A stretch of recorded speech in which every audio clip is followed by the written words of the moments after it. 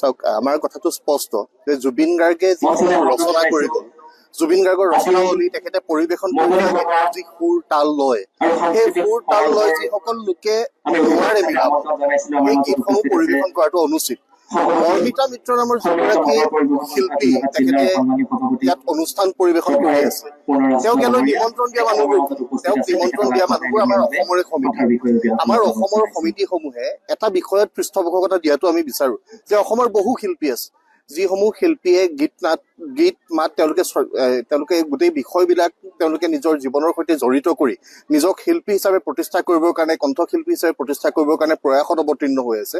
সেইসকল নতুন প্ৰজন্মক আমি পৃষ্ঠপোষকতা দিবৰ কাৰণে সকলোকে আহ্বান জনাইছো। আৰু জুবিন গাৰ্গৰ গীতসমূহ বিকৃত নকৰিবৰ কাৰণে আমি সকলোকে পুনৰবাৰ সকীয়াই দিছো।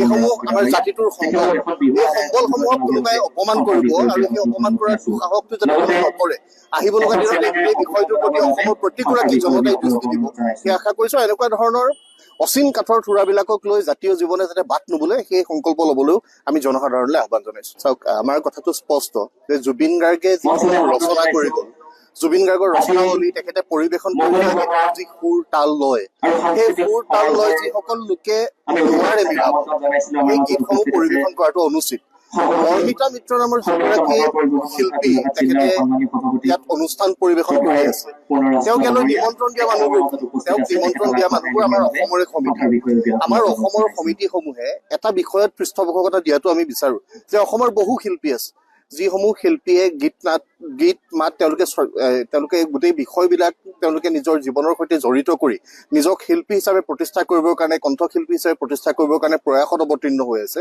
সেইসকল নতুন প্ৰজন্মক আমি পৃষ্ঠপোষকতা দিবৰ কাৰণে সকলোকে আহ্বান জনাইছো।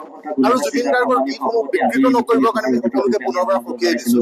এইসমূহ আমাৰ জাতিটোৰ সম্বল, এই সম্বলসমূহক কোনোবাই অপমান কৰিব আৰু সেই অপমান কৰাৰ দুঃসাহসটো যাতে কোনো নকৰে, আহিব লগা দিনত এই বিষয়টোৰ প্ৰতি অসমৰ প্ৰতিগৰাকী জনতাই দৃষ্টি দিব, সেই আশা কৰিছো। এনেকুৱা ধৰণৰ অচিন কাঠৰ থোৰাবিলাকক লৈ জাতীয় জীৱনে যাতে বাট নুবুলে, সেই সংকল্প লবলৈও আমি জনসাধাৰণলৈ আহ্বান জনাইছো। চাওক আমাৰ কথাটো স্পষ্ট যে জুবিন গাৰ্গে যিসমূহ ৰচনা কৰি গ'ল, জুবিন গাৰ্গৰ ৰচনাৱলী তেখেতে পৰিৱেশন কৰি যি সুৰ তাল লয়, সেই সুৰ তাল লয় যিসকল লোকে নোৱাৰে মিলাব, সেই গীতসমূহ পৰিৱেশন কৰাটো অনুচিত।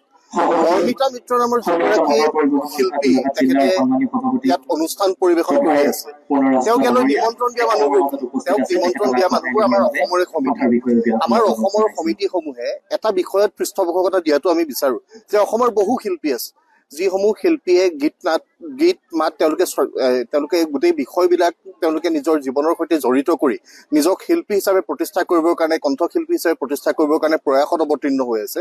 সেইসকল নতুন প্ৰজন্মক আমি পৃষ্ঠপোষকতা দিবৰ কাৰণে সকলোকে আহ্বান জনাইছো।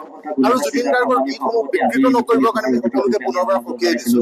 এইসমূহ আমাৰ জাতিটোৰ সম্বল, এই সম্বলসমূহক কোনোবাই অপমান কৰিব আৰু সেই অপমান কৰাৰ দুঃসাহসটো যাতে কোনো নকৰে, আহিব লগা দিনত এই বিষয়টোৰ প্ৰতি অসমৰ প্ৰতিগৰাকী জনতাই দৃষ্টি দিব, সেই আশা কৰিছো। এনেকুৱা ধৰণৰ অচিন কাঠৰ থোৰাবিলাকক লৈ জাতীয় জীৱনে যাতে বাট নুবুলে, সেই সংকল্প লবলৈও আমি জনসাধাৰণলৈ আহ্বান জনাইছো।